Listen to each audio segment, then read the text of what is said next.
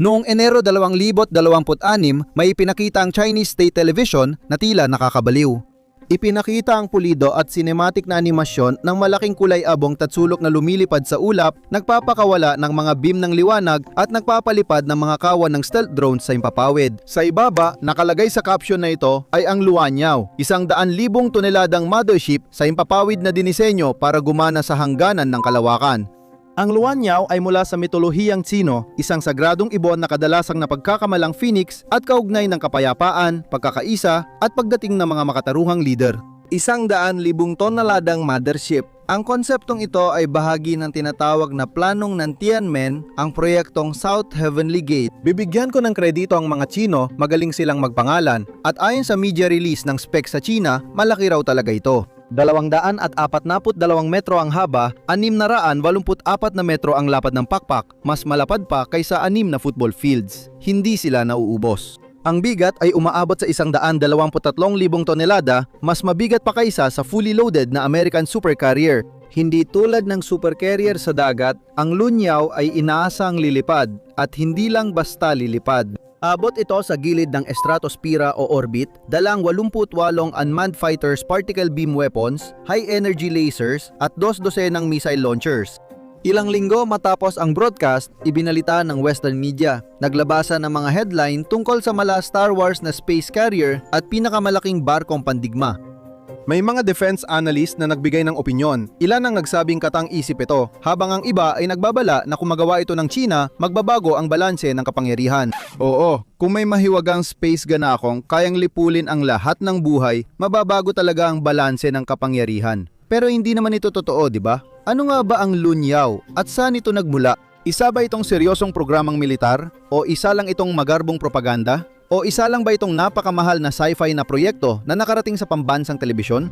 At ito ang tanong na talagang mahalaga. Ano nga ba talaga ang kakailanganin para mailagay ang 120,000 toneladang lumilipad na kuta sa kalawakan?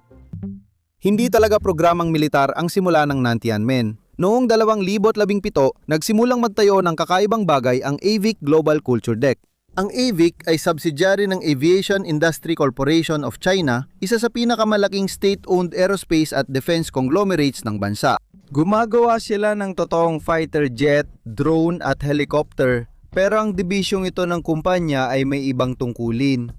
Nasa negosyo sila ng katang-isip, ang nilikan nila ay isang buong katang-isip na universo. Isipin mo ito na parang Marvel. Para sa mga kumpanyang Chino sa aerospace defense, tinawag nila itong Ultra Vic Universe na nasa kalagitnaan ng ika-21 siglo. Sa panahon ng isang pandaigdigang labanan na nangangailangan sa sangkatauhan, na bumuo ng isang pinagsamang network ng depensa sa himpapawid at kalawakan. Higantang carrier, space fighter, tactical na METs, orbital na sandata, mga plataporma, lahat ng yan. Ayon sa medyang Chino, gumawa ang koponan ng mahigit 500,000 salita ng lore at nagdisenyo ng halos 100 detalyadong katang-isip na sistema ng sandata.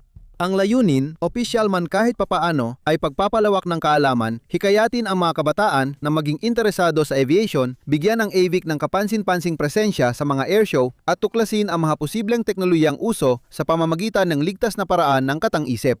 Noong 2018, unang lumitaw sa publiko ang modelong may label na Luanyao sa Zhuhai. Akala ng mga bisita na opisyal na konsepto ito ng susunod na henerasyon mula sa military division ng AVIC at maintindihan mo kung bakit ipinakita ito kasama ng mga totoong eroplano. May detalyadong espesipikasyon, mga board at profesional na presentasyon ito.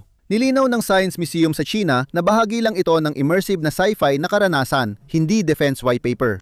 Naitanim na ang kalituhan at alam mo na siguro kung bakit. Sumunod dito ang Zhuhai Airshow noong 2020 sa Guangdong, pinakamalaking airshow ng China.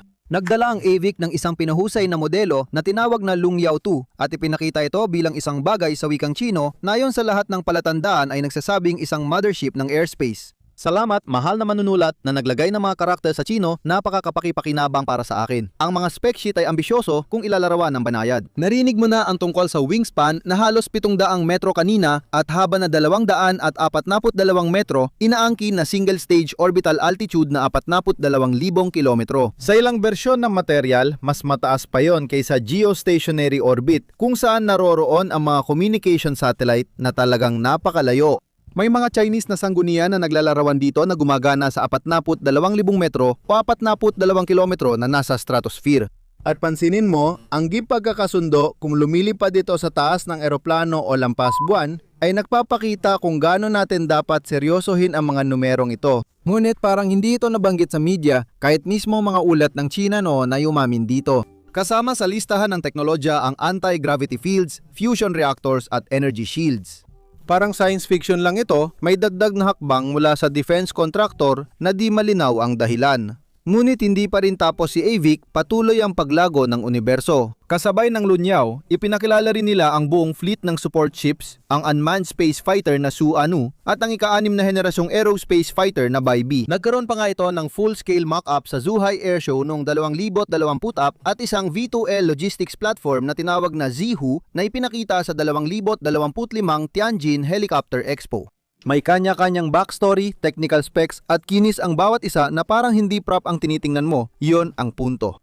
Sa mga airshow na ito, ang mga katang-isip na modelo ay nakalinya mismo sa tabi ng mga totoong UAV at missile. Nakikita ng mga bisita ang mga detalyadong specboard, umiikot sa full-scale mock-up at minsan ay sumusubok ng mga simulator. Mabilis nagiging malabo ang pagitan ng concept art at prototype kapag ginagawa mo ito at masasabi kong hindi lahat aksidente. Pagsapit ng 2025 ang Nantianmen na plano ay may seryosong katuwang kasama ang Chandrum Airshow. Noong taon na yon, nakipag-partner ang Baidu sa AVIC para mag-host ng opisyal na Baidu Baike entries at gumawa ng content para sa pagpapalaganap ng siyensya. Tahasang tinukoy ang Nantianmen bilang aviation-themed science fiction IP na binibigyang diin ng papel nito bilang malikhaing palabas, hindi military roadmap. Noong Enero 2026, inilabas ng CCTV ang Luanyao sa pambansang balita. Nagpakita ang military programming ng CCTV ng tampok tungkol sa 100,000 toneladang airspace mothership na kayang magsakay ng 88 drone sa labanan. Lumabas sa screen ang mga eksperto sa militar, tinawag ang Nantianmen, na makabago at inobatibo at sinabing hindi na tanong kung magagawa ang mga pangunahing teknolohiya kundi kung alin ang mauuna. At nang magbago ang tono sa loob ng mga taon, tinawag ito ni Avic at Baidu na libangan. Itinuturing na ngayon ng state media ito bilang aspirasyonal na roadmap na tugma sa mga trend sa hypersonic weapons, directed energy systems at airspace integration. Sa loob ng ilang araw, naglabas na ng headline ang mga tabloid sa UK at US at tinuring ng ilan ang concept animation bilang ebidensya ng paparating na super weapon program. Ang sci-fi na proyektong nagsimula bilang aerospace outreach ay naging internasyonal na balita. Depende sa tinanong mo, maaring ito'y silip sa hinaharap, elaborate na military propaganda nitong mga taon o basta kwento lang. Mga pare, anatomiya ng Luanyao? Sige, ano nga ba talaga ang bagay na ito? Dahil ang mga espesipikasyon nito ay talagang nakakabaliw, bukod pa sa pagiging sobrang laki. Ang deck area nito ay nasa 70,000 metro kwadrado o halos 1,000,000 square feet. Parang maliit na bayan ito na lumulutang sa himpapawid gamit ang mahiwagang fusion reactors. Pag-usapan natin ang bigat nito. Ang bigat ng walang lamang airframe na nasa 47,200 tonelad ay mas mabigat pa sa karamihan ng barkong pandigma kahit puno na ito para sa karaniwang misyon. Abot ka ng 112,800 tonelada sa maximum take-off weight at ayon sa specs, 122,700 tonelada na mas mabigat pa kaysa Gerald R. Ford class supercarrier na pinakamalaking barkong pandigma ngayon. At tandaan mo, dyan sabi ng specs, pwede ko ring sabihin na may 75 inch ako.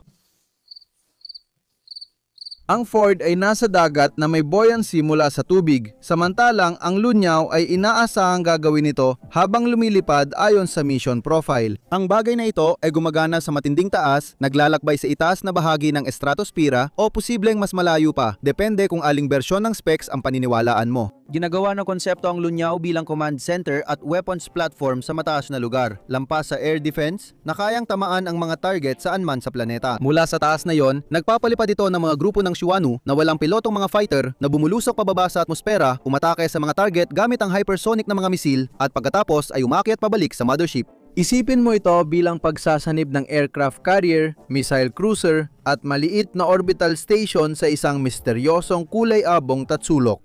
Tungkol naman sa mga sandata, may 4 na high-power particle diffusion cannon para sa hindi rin kami sigurado pero astig pakinggan. 16 na high-energy pulse laser turret para sa air defense at precision strikes, 42 multi-purpose vertical launch cell para sa iba't ibang missile, 12 ballistic missile launcher para sa mga target na malayo ang abot.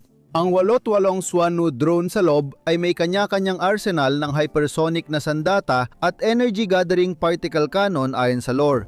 Ang Suanu ay parang kombinasyon ng modernong fighter at spacecraft, may forward swept na pakpak at malalaking hollow ring sa gilid ng fuselage. Ang mga singsing na yon ay Meson Circulation Generator na nagbibigay ng kapangyarihan sa mahiwagang field drive kaya nakakagalaw ang drone sa paraang di kaya ng karaniwang sasakyang panghimpapawid.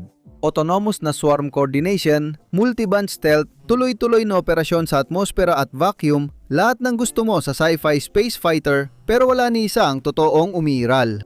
Para gumana ito, kailangan ng 2 fusion reactor sa loob, 38 composite engine para sa paglipad, at 12 fuel drive unit na gumagawa ng lokal na anti-grabidad. Dahil totoo yan.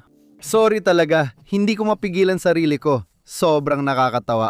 Nakakatawa kasi may naniwala dito. Kung iniisip mong may lumulutang na city block na may power station at maraming rocket engine sa ilalim, tama ka. Uulitin ko, wala sa mga ito ang totoo. Ambisyoso rin ang command system. Tinutukoy ng mga materyales mula sa China ang Integrated Battle Management Suite na nagbubuo ng real-time na datos mula satellite, drone, jet at ground radar sa isang operational na larawan. Nasa tuktok ng network na ito ang Luanyao. Agad alam ang nangyayari at may kapangyarihang gumamit ng lakas kung kailangan. Kaya siguro nakikita mo na ang problema. Ang espesipikasyong ito ay tumutukoy sa bagay na di pa kayang gawin ng teknolohiya ngayon. Pero bago talakayin ng pisika kung paano ito gumagana, dapat muna nating itanong ang ibang tanong. May nagtangka na bang gumawa ng lumilipad na aircraft carrier? Dahil ito ay isang mega projects video. Gusto naming talakayin ang mga bagay na totoo o posibleng mangyari. Nakakagulat man? Oo ang sagot. Hindi naging maganda ang resulta. Noong unang bahagi ng 1930s, nagsagawa ng eksperimento ang Navy ng Estados Unidos gamit ang Parasite fighters. Ang mga maliliit na eroplanong ito ay isinakay sa malalaking rigid airship. Ang USS Ekron at USS Macon ay mga dambuhalang helium airship, mahigit 200 at 40 metro ang haba na may internal hangar at trapeze system na kayang magpalipad at bumawi. Maliliit na Curtiss F-9Z Sparrowhawk biplane habang lumilipad. Layunin nitong maglagay ng mobile airbase sa himpapawid. Isang makabago at malikhaing konsepto sa papel. Parehong gumagsak ang dalawang airship pagkalipas ng ilang taon. Ang Akron ay bumagsak sa Baguio malapit sa New Jersey noong 1900 at 33 na ikinamatay ng 73 sa 76 sakay. Sumunod ang Macon noong 1935 nang bumagsak dahil sa nasirang estruktura malapit sa California. Napagdesisyonan ng Navy na ang matitigas na airship ay madaling masira, magastos at masyadong madaling palitan ng karaniwang carrier aviation kaya inabandona ang ideya.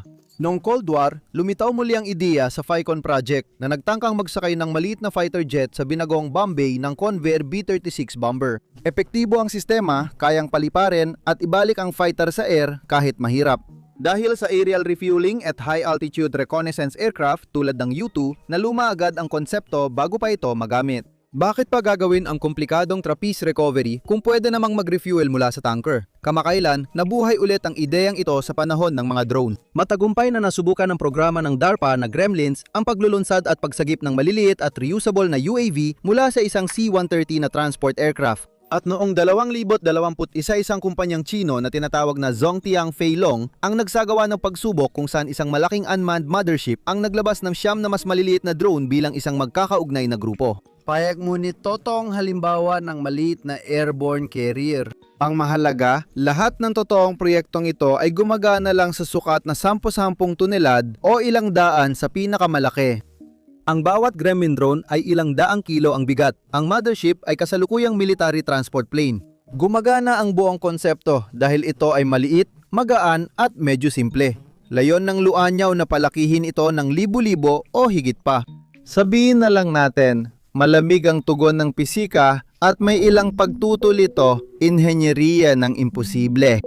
Sige, magkwenta tayo. Ang pinakamataas na take-off weight ng Luanyao ay tinatayang nasa 120,000 tonelada, mga 120 milyong kilo. Ang Saturn V rocket na nagdala ng astronaut sa buwan ay kayang mag-angat ng halos 130 tonelada sa low Earth orbit. Kung gusto mong ilunsad ang Luanyao bilang isang solong bagay gamit ang mga rocket na kasing laki ng Saturn V, kakailanganin mo ng halos 1,000 nito na sabay-sabay na paganahin na talaga namang napakarami. Ang Starship ng SpaceX, pinakamakapangyarihang rocket na dinedevelop, ay layong magdala ng 150 tonelada sa orbit gamit ang reusable configuration. Kakailanganin mo pa rin ng mga 800 nito at yon ay para lang maabot ang 400 kilometrong taas. May mga materyales mula China na naglalarawan sa Luanyao na umaabot sa 42,000 kilometro lagpas sa geostationary orbit. Sobrang laki ng enerhiya na kailangan para maabot ang taas na yon. Pinag-uusapan natin ang quadrillions ng joule para sa gravitational components na katulad ng lakas ng malalaking nuclear test. Hindi pa kasama riyan ang enerhiyang kailangan para umabot ka sa orbital velocity. Nasusolusyunan ito ng mga katang-isip na specs gamit ang fusion reactor at field drive anti-gravidad units na kumbinyente nga naman, di ba? Ang problema, wala pa sa praktikal na anyo ang parehong teknolohiya. Ang China, tulad ng ilang ibang bansa, ay nagpapatakbo ng mga experimental na fusion reactor pero ang mga ito ay malalaking, nakatigil na pasilidad na mas marami pang enerhiya ang ginagamit kaysa sa nalilika nila. Wala pa talagang umiiral na compact at handang lumipad na fusion power plant. Sa anti-grabidad naman, wala pang ebidensya o mekanismo na kayang kontrahin o manipulahin ang gravity. Wala talagang kahit ano. Ang pagtatayo ng ganitong kalaking estruktura ay nagdudulot ng mas malalalang suliraning pang-inhinyerya. Gumagana ang pakpak ng eroplano dahil dinisenyo itong magaan at matibay at may balangkas na nagpapakalat ng stress sa estruktura. Palakihin mo yan ng 8 o 10 beses at haharap ka sa mga puwersang kayang baluktutin at punitin ang karaniwang materyales. Dapat magaan o matibay ang estruktura at sinusubukan nitong pagsabayin ito. Habang nagsisilbi ring naka-armor na barkong pandigma sa mataas na altitude, problema pa rin ito sa agam ng materyales na di pa nasosolusyunan. Dagdag pa rito ang aerodinamika. Ang ganitong kalaking sasakyan na tumatakbo sa manipis na hangin ay makakaranas ng matinding drag kapag mabilis. May aerodynamikong katuturan ang disenyong tatsulok na lifting body. Dahil sa laki nito, kahit kaunting pagkakaiba ng presyon ay nagdudulot ng malalaking puwersa, lalo na kapag pumapasok o lumalabas sa atmosfera ayon sa ilang paglalarawan. Dahil dyan, matinding thermal at mechanical na stress ang nararanasan ng estruktura sa bawat paglipat. At saka, hindi pa nga natin na pag-uusapan ang mga sandata. Totoong teknolohiya ang high-energy laser at particle beam na kasalukuyang dinedevelop pero malakas silang kumonsumo ng kuryente. Ang mga laser system ngayon na kayang mag-disable o makapinsala sa drone. Ang maliliit na bangka ay gumagamit ng 10-10 kilowatts hanggang mababang megawatt na kuryente at halos agad na sa kapasidad ng mga platapormang nagdadala sa kanila. Inilalarawan ng Luanyao ang 16 na laser turret at 4 na particle beam cannon na sabay gumagana, pati na radar, drone coordination, propulsion at lahat ng kailangan ng lumilipad na lungsod. Malaki ang kailangang kuryente kaya agad naglagay ng fusion reactors ang mga nagdisenyo. Wala nang ibang makakapagbigay ng ganong kalaking enerhiya at kahit ang fusion ay hindi pa rin talaga kayang mag-supply nito. Hindi pa ngayon at malamang hindi pa sa napakatagal na panahon. Panghuli, kahinaan. Bilang orbital platform, ang Luanyao ang pinakamalaki, pinakamabagal at pinakamahalagang target sa kalawakan. Hindi ito makakapagtago, hindi ito makakaiwas, at hindi rin ito makakatakas sa isang misil. Umiral na ang mga anti-satellite na sandata at ang 120,000 toneladang carrier sa kalawakan ay napakadaling subaybayan at magiging napakalaking sakuna kung mawawala. Ang pagpapatakbo sa mababang altitude o suborbital na trajektorya ay hindi solusyon, pinapalitan lang ang isang kahinaan ng iba pa. Kaya hindi, ang Luanyao ayon sa pagkakalarawan ay hindi maaring maitayo. Hindi ngayon, hindi sa malapit na hinaharap at malamang hindi sa kahit anong panahon na dapat pagplanuhan. Iyan ang tanong. Kung di naman kayang lumipad ng bagay na iyon, bakit ipinalabas ito ng pambansang telebisyon ng China sa balita? Ang tanong tungkol sa propaganda?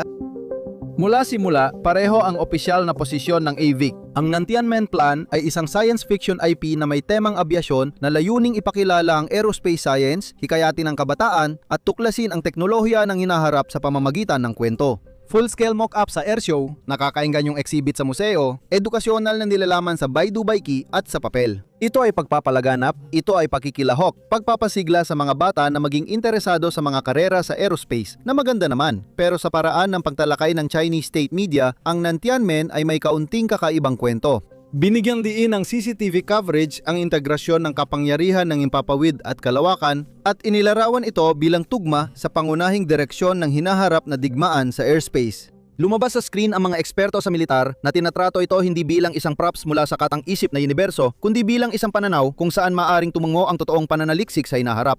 Mula sa tingnan ang astig na mundong ginawa namin, naging ito ang direksyon ng aming trabaho. Ayon sa doktrina ng militar ng China, may pattern ng pag-unlad, gumagawa ng henerasyon, dinadevelop ang susunod, nagsasaliksik para sa kasunod at tumitingin pa sa mga posibilidad. Ang Nantianmen Plan ay sakto sa kategorya ng eksplorasyon, mga ambisyosong konseptong nagmumungkahi ng direksyon ng hinaharap na pananaliksik kahit dekada o siglo pa bago maisakatuparan ang hardware. Ito ay aspirasyonal na futurismo na suportado ng malaking state-owned aerospace company at ipinapakita ng profesional para seryosohin. Ang biswal na mensahe ay sabay na tumatarget sa maraming tagapanood. Pinapapalakas nito ang pambansang pagmamalaki at technological na ambisyon. Ipinapakita sa mga Chino na malaki ang pangarap ng kanilang aerospace industry sa mundo. Ipinapakita nito ang Sina na lumilikha ng mga kakayahang mahirap pantayan ng mga kakumpetensya, makatotohanan man ito o hindi. Sa mga komento sa wikang Chino, iba-ibang reaksyon. May ilan na ipinagdiriwang ang bisyon, habang ang iba ay tinitingnan itong malaking external propaganda o tinutukoy ng may pang-uuyam bilang promotional cartoon. Inaasahan ng reaksyon ng Western media. Naglabas ng dramatikong headline ang The Sun at New York Post, itinuturing ang concept animation na ebidensya ng paparating na programang sandata. Nagbigay ng opinyon ang mga defense analyst, may bumaliwala at may nagsabing kahit katang-isip na konsepto ay pwedeng makaapekto sa tingin sa lakas ng militar. Ang realidad ay mas komplikado kaysa sa headline, pero may mga bagay na dapat tandaan. Hindi lahat ng teknolohiya sa Luanyaw ay katang-isip. Ginagamit na ang hypersonic missile. Gumagamit ang DF-17 ng China ng hypersonic glide vehicle, habang ang mga high-powered laser at microwave weapon ay ginagamit na sa air defense. Mabilis ang pag-unlad ng reusable rockets at experimental spaceplane. Naipakita na rin ng ibang bansa ang autonomous drone swarm. Totoo ang mga bahagi, pero ang pagsasama ng mga ito sa ganitong laki, yan ang science fiction. Wala pa rin tayong fusion na yon, pero tiyak na mga 10 taon na lang ang hihintayin. Salamat sa panonood.